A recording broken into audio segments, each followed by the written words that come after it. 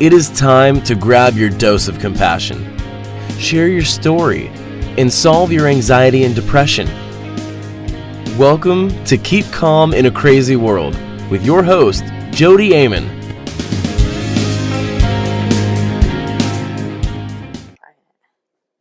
Hey everybody, it's Jodi here.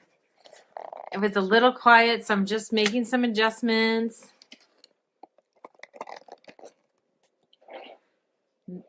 Today I have, I'm on mute. Today I have with me Rachel Grant. I'm so excited to introduce her to you. We're so happy to have Rachel Grant on the show tonight. I've been talking to Rachel. Actually, that's funny because we just talked to each other. I've been knowing about you online for a really long time. We have mutual clients, and I've been following her and watching some of her videos. And only recently we reached out and connected to each other. So I'm so happy finally to introduce her to all of you. Rachel Grant is a coach, mostly for people recovering from sexual abuse or other kinds of trauma, other kinds of abuse. And she wrote a book called Beyond Surviving. And I'm looking at the subtitle is Final Stage in Recovery from Sexual Abuse. So final stage. So that's really interesting. And I think we talked before and you could tell us a little bit more. I just want to tell you about her first because she's awesome. She lives in California, right? Yes. Mm-hmm. She's got this incredible, huge Facebook group. She's such a support to so many people, and she does private coaching. And what else? What other little things do you do? You're busy. Well, you have a podcast. Yeah, I am busy. You have a podcast. It's amazing. I have a blog. Yeah. Yeah, Beyond Surviving is her book. The podcast is called Beyond Surviving as well. Mm-hmm. Yes. Beyond Surviving is her podcast, and you could just look her up on iTunes or go over to her Facebook page. I tagged it above this video, so you go over her Facebook page. I'm sure you share when you put out a new podcast, but listen to her, follow her. She really has such good stuff to share, and she knows from firsthand experience what you go through, and so that's always the best. I think that's why people really enjoy me and my work so much, is because I know what you're going through. And so that's why I like to hook up with other people and bring you guests on my show who really understand as well, so they could speak directly to you and to your heart. So welcome so much. Thank you so much for being here, Rachel. It's great to be here, Jodi. Yeah, so lovely. And hello, Jodi's community. So wonderful to be connecting with you all here. Yeah, say hello when you get on. Just say hello in the comments. Ask questions in the comments. We'll pause and we'll answer your questions.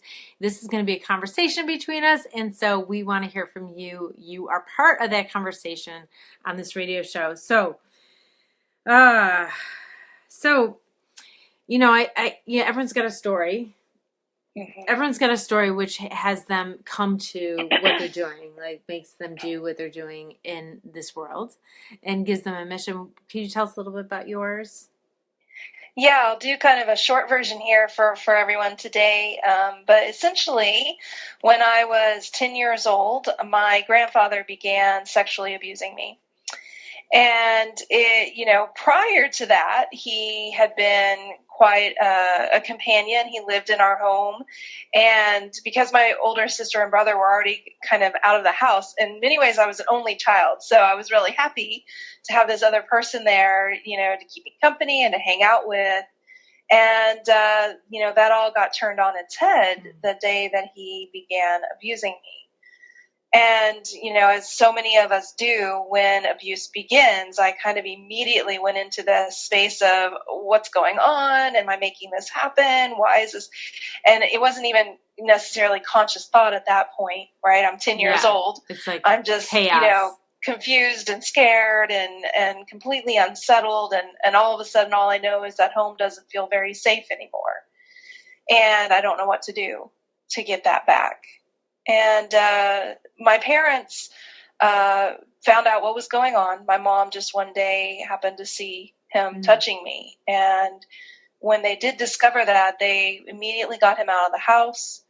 And I'm very thankful for that because I know, having worked with survivors for quite some time now, that that's not always the case. No. And man, oh man, does that ever add another layer of, stuff you got to work through. Yeah. So, for me, Jodi, from there, it just kind of went into a space of denial I just went straight to denial. They wanted me to go to a counselor. I tried going to a counselor, but it was a terrible experience. Oh, that happens you know, so much. Oh, what happened at the counselor? No, that happens. Yeah, that happens. Oh, that happens a lot. Yeah, it does happen a lot. And I hate that because I want people being taken care of by my profession, you know? Yeah, me too. Me too. And I think that's definitely a part of probably what drives both of us, right? In the work that we do is trying to come at it from a place that is not causing harm. But so I reached this place in my journey. At a certain point, I decided, I couldn't ignore this anymore, and it really was impacting my life, impacting my relationships, how I felt about myself. And so I started doing therapy and reading books. But I noticed after some time of that, Jodi, that I really started to get very frustrated with that process because I was, talking about things that had happened and maybe getting deeper understanding of why I struggled in the ways that I did. But I'm very interested in solutions, right? Like, I want to change this. I don't want to be stuck in this loop forever and ever. And it seemed like nobody had a clear answer to that question of how do I actually heal from sexual abuse and move forward with my life? There's so many people listening right now that really wanted that answer. Yeah. Right? And so because they weren't giving me the answer that I wanted, that's what really spurred me on. And, then that's a little bit more of the journey of, doing my master's in counseling psychology, studying neuroscience. I became really fascinated with how the brain is impacted by trauma. Because for me, that became, as soon as I started understanding those pieces, so much started clicking into place. Yeah. And I started going, oh, okay, if this is what's happening on a neurological level, then all I need are strategies to change that or to shift that somehow. And so that really became my inquiry. And, over some time, just put together, really use myself as a guinea pig, I think, as a lot of us do, who end up going to help others, trying to get myself together. And then thankfully the work has really translated and been a benefit to others as well. So that's kind of how I arrived here today, 10 years later. Whoa, like where does this working your tail off, just trying to really help all the people out there. You just have so many followers looking for that hope that you give. And I love that you do that neurological piece. I think it's so important. And that's what I do with trauma and with anxiety. Like, people understood it because they're blaming themselves so much. Oh, yeah. Right. And so if you understood what's happening and why the effects go so long, then it, there's healing. What's your, if you were to tell us right now about the biggest aha moment when you were learning about neuroscience that helped you in your own healing process, what would that be?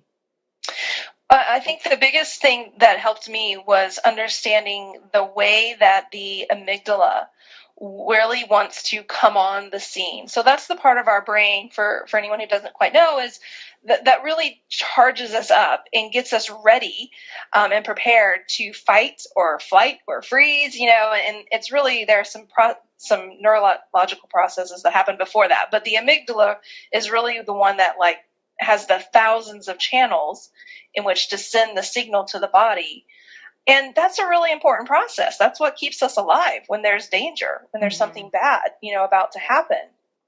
But for survivors of abuse, including myself, as a result of trauma, it's like that amygdala response system just gets turned on and there's no off switch until we teach the brain to turn it off already, right? Or to interrupt that. And for me, I would see myself over and over, Jodi, going into circumstances or going into situations and thinking, well, I'm not going to respond that way. I'm going to keep my shit together. I'm going to keep my cool, right? I'm going to be all right. And then that trigger would happen, or, somebody would say something, and it was like I was off to the races. And let me guess, then you beat yourself up about it. Oh, yeah, right? I thought I keep myself together, and I can't keep myself together. I'm a mess. Yep. That's exactly it. So it's compounds it on top of that. Oh, thanks for sharing, Nikki. Yeah. Oh, so, I just basically said, all right. So for me, that really helped to understand that it's the amygdala that's taking things over. And therefore, I have to find ways to appease the amygdala? And how do I interrupt its signals? And also understanding how that process takes over different parts of the brain. I think one of my biggest frustrations, and certainly something that I hear from my clients and just people who I talk to who are survivors, is the scattered memory phenomenon that happens around trauma. Like, I kind of remember this piece. Why don't I remember that? Why can't I remember this? And that can have such a stigma to it, because I think all in all, there's lots of reasons for it, but I think a lot of times that causes survivors to doubt themselves. Yes. And to doubt the truth of their experience. Such a problem. Mm-hmm. If you're shaking your head, yes, let me know. Raise your hand up. I want to know, because I know that a lot of people feel this way. I'm so glad that you said that, Rachel. Yeah. And so when I realized and came to understand that when the amygdala is flooding the brain in the way that it does, that the hippocampus, the part of our brain that is in charge of storing memories and putting things in chronological order, it's kind of like the library of the mind. That part of the brain is kind of offline when we're being traumatized. And so that's exactly why we don't have very succinct chronological memories when it comes to trauma. And God, what a relief that was. And that was a real pivot point for me in understanding myself, understanding how I could respond differently. So that was like the gateway into the what do I do about it. So rather than continuing in these patterns, right, and having the same experience over and over again, I really started to learn strategies and tools, and try to figure out strategies and tools too. You know, of course, drawing on others that were already out there, but also thinking, okay, well, this is the problem. What's the solution to that? Yeah, that's awesome. Okay, so what do you what are some of the solutions that you give? Like, I know you have a free gift that you're going to tell us about. You can say it now, I guess, but when you say, what are some of the things? What helps people break free? The Beyond Surviving program turned out to be like a toolkit of these techniques, right? So because sometimes one strategy will help us in one situation, and in another moment, or just based on our mood or how hungry we are, you know, all sorts of things, that technique won't work, and we need a different technique. So all in all, I teach a ton of different strategies and techniques in my program and through the guidebook, but all in general, what I talk about are pause button techniques. So when the amygdala is like flooding the system, right, we've got to find a way to interrupt that. And one of the best ways we can do that is by distraction. So one of the simplest tools that I teach people is to just start singing in the middle of that. To start singing a song. Awesome. Because as soon as you start to sing, you're bringing back online lots of different parts of the brain that are otherwise offline if the amygdala is in charge. And in that moment of starting to sing, whatever was feeling triggering and wherever your thoughts were wanting to go that are trauma-based and fear-based, right? They can't exist in the same space. You know, happy songs, let's say. Awesome. So that's like a very simple one that anyone I always can say that laughter and anxiety can't live the same moment together. But this kind of singing exactly and anxiety can't live the same moment together. That's great. Nope. Yeah. That's awesome. We do have a question, but I keep wanting to ask you questions. Oh, that's okay. Well, either way. So this is from Barbara, and Barbara said, yes, I would like to hear strategies to get out of fear. Oh, I guess we just gave you one. Which comes from abandonment trauma issues, too, when they get triggered. Mine got triggered today. So I'm sorry, Barbara. I walk with people every day. I'm sure Rachel does too, that get triggered all the time. And there is a way to untrigger the amygdala. And this is an awesome tactic that anyone could try. It's safe, is start a song in the middle. Yeah. Distraction is the best way, which is simple. Exactly what I always teach. But so if you could, so there's a couple things, right? I mean, they sing a song. Any other tips like that? Well, so on a deeper level, what we really want to start to do is retrain the brain. Mm-hmm. So when we are experiencing a traumatic event, on a neurological level, there are pathways that are being created.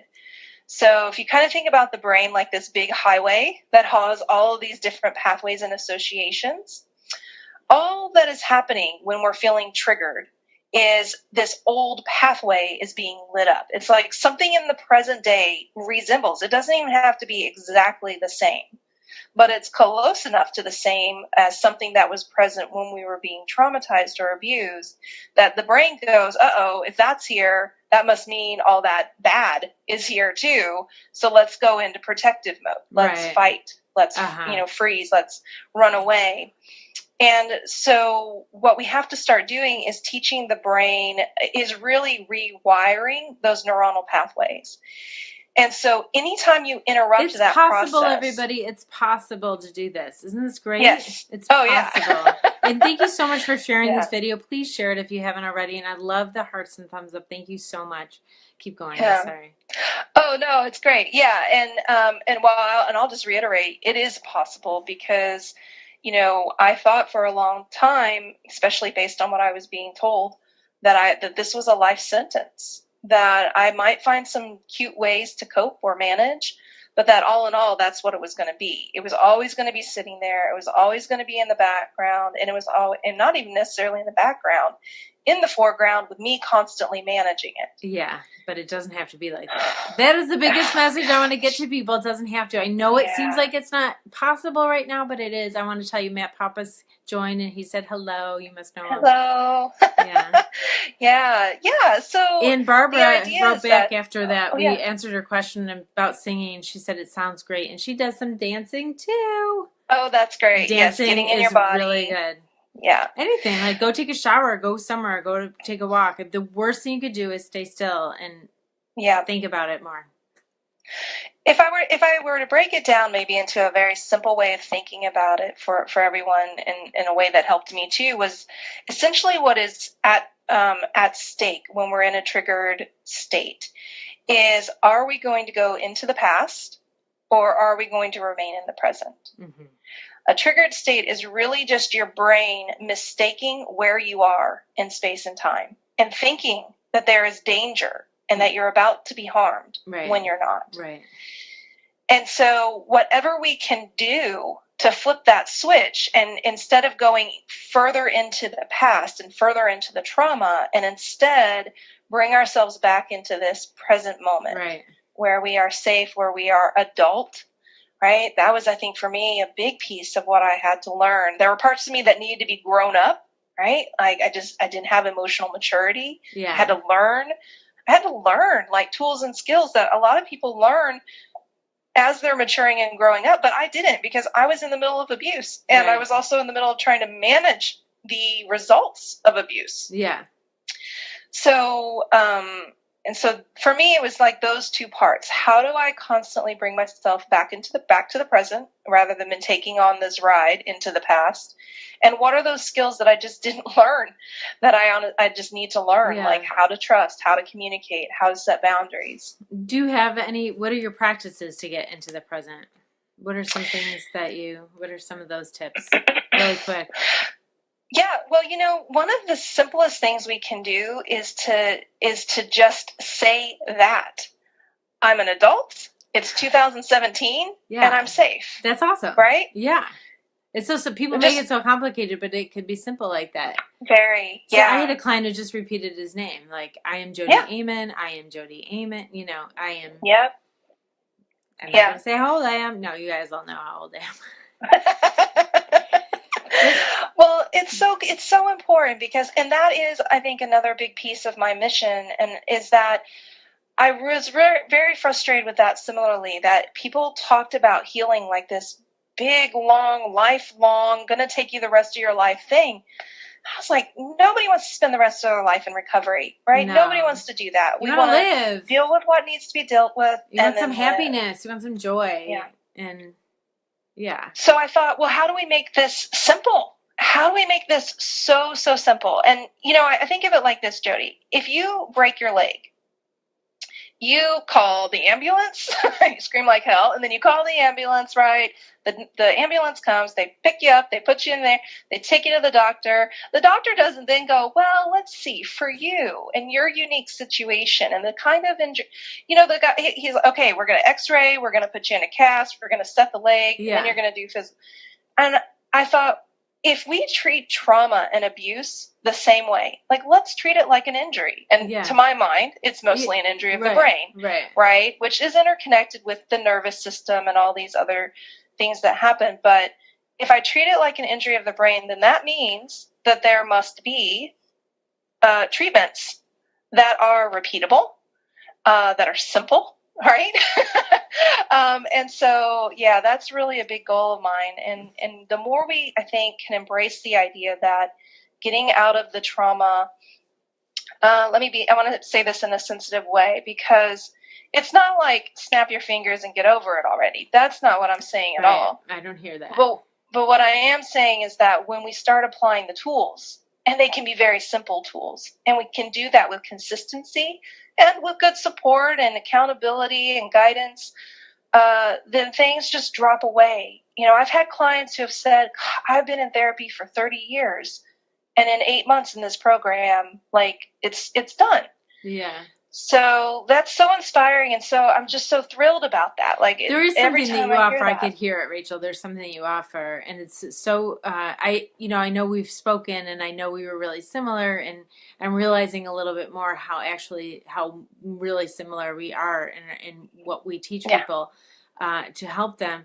And so, I think that it is quite unique because people go to therapy for a really long time, and then come to you or I and things shift for them, and so it's really, I'm so happy that you're doing what you're doing. I want people to know that. Hi, Ann.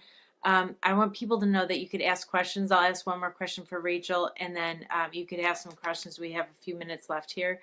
And Barbara says she'd like to know what the tools are. Barbara, RachelGrantCoaching.com is how you find you, right? Go to her link above. I tagged her Facebook page, so you could find how to get to Rachel from there, or you could punch in Rachel Grant, spelled like regular, Rachel with one L, Grant like Grant, coaching.com, and you could get to Rachel and get all of her information. She's got a free gift, a free download right there on the front page, right? Yeah. Mm-hmm. Yeah. That's right. Yeah, one other thing I'll just mention real quick about the free gift is the main thing that I would love everybody to start with is the 3 stages of recovery checklist, which if you scroll to the bottom of the homepage, you can get, or you can go to RachelGrantCoaching.com/checklist. Okay. And that guide is going to help you. Somebody write that in the comments for us. Okay, go ahead. Thanks, Jodi. So, basically the idea is that I talk about the 3 stages: victim, survivor, and what I call beyond surviving. And there's a little bit of an assessment, a way to kind of look at, okay, have I done this? Have I achieved this in my healing journey? And to help you kind of figure out where you are in this. Oops. She paused because of the internet. Oh, I brought my, come back to us. Sorry, everyone. I brought the wrong computer that doesn't have the plug. I didn't know until I got here. And that's not very flattering picture of her here. Hold on a second. Bummer.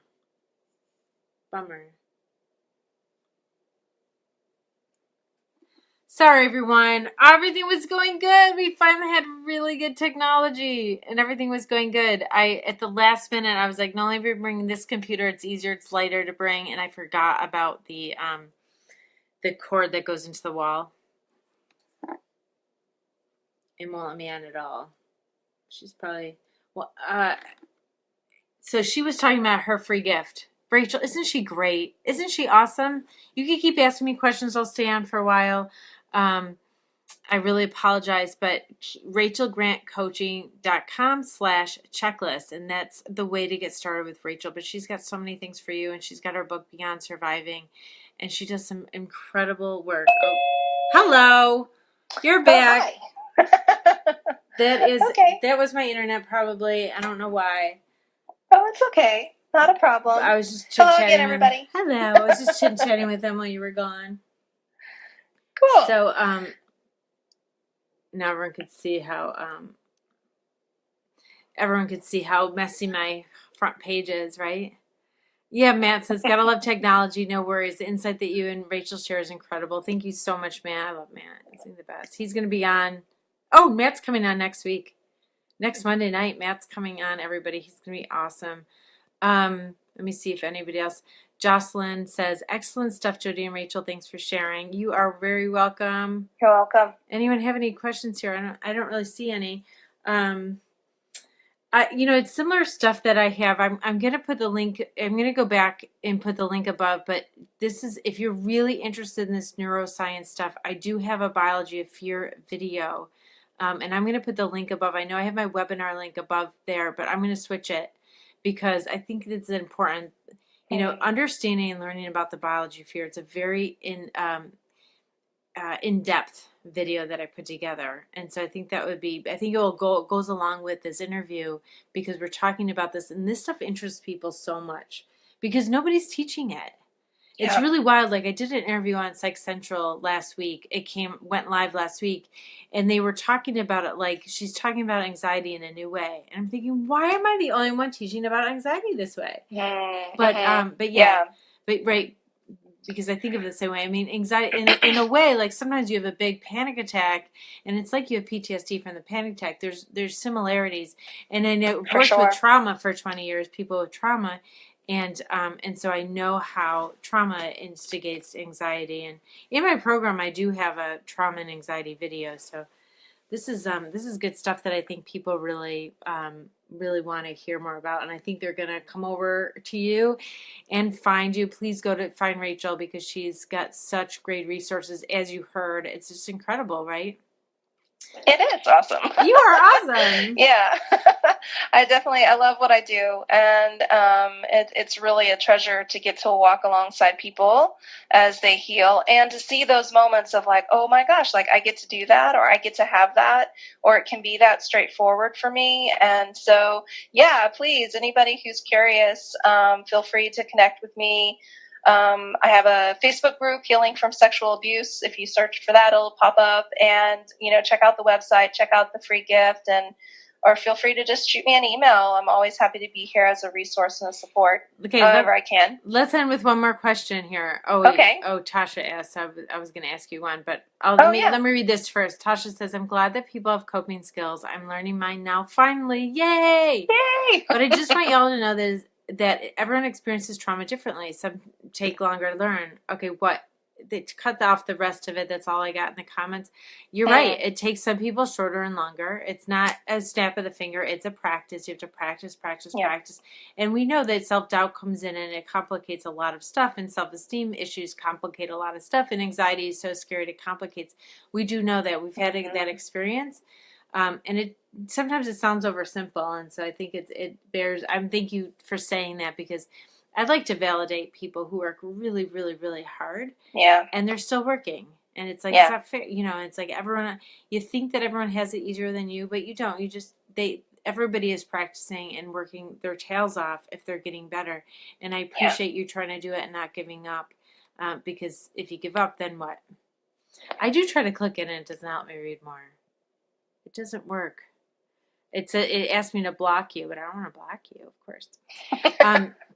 So thank you, everybody. I want to end it with one last question. Do you have like a daily ritual that you do to kind of keep yourself, keep your mental wellness, your emotional wellness? Mm-hmm. I have a little beautiful space. I live in San Francisco, California, right on the beach. So walking out to the beach is a great thing for me to just kind of have that openness and expansiveness. And then I have a little, spot in the backyard where I can sit with my cup of tea and watch the cats kind of fool around and stare off into space. My favorite, self-care practice is staring off into space.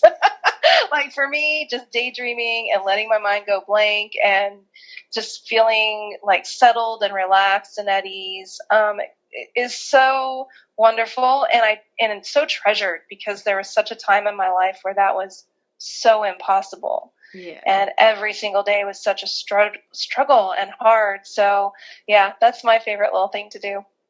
Okay, I'm so glad that you show us that like healing is possible, even if you've been working on it for a really long time.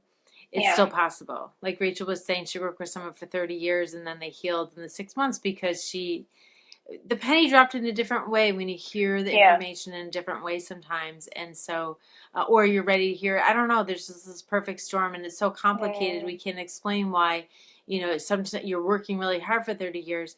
I do know that sometimes you feel like you're working really hard. But you're working like whatever, trying to prove your worth. And you are expending all of your energy and then some and just totally exhausted. And you're like on a hamster wheel. And you're working so hard to feel better. But you're actually working hard trying to prove your worth. And that's knowing you don't need to prove your worth. You're amazing. People like you and appreciate you. You just have that story about yourself as being worthless. And you're trying so hard to. And so you're not really doing the healing, but you're working really hard and struggling and suffering, if that makes sense. Yeah. So there, sometimes if you don't like yourself, it becomes a really big barrier to all of it. And it's caused by the trauma. It's caused by the anxiety. And so, but we do, it sounds like Rachel does too. And I address that because it's really important. So really, this is, the last message. I just want you to know how amazing and wonderful you are. And if you could see that, it would really help you get rid of some of the barriers and do some of these things, right? And I second that. You're amazing. You're so loved. And even if you're isolated, you're part of the world. I'm so glad that you're here on this radio show tonight. And thank you, Rachel, for all the work that you do. I know that, thanks. It's just really important to continue to eliminate some of the negative out there and put some more positive in. And I'm going to be talking about that a lot more coming up. But if you're watching this live, I am going to wait a little bit and check out that link for the Biology of Fear video. And if you are watching this in recording, it should be already up there. And you could Rachel's tag so you can find her. And thanks so much, Rachel. I hope you have a nice evening. It's early afternoon for her, so she's got much of her day left. But I'm coming to the end. I'm off to look at the beach actually in this moment right now. So, thank you, everybody. Jealous. And thank you, Jodi. Okay, bye, Rachel. Love you. Bye. All right, love you. Mwah.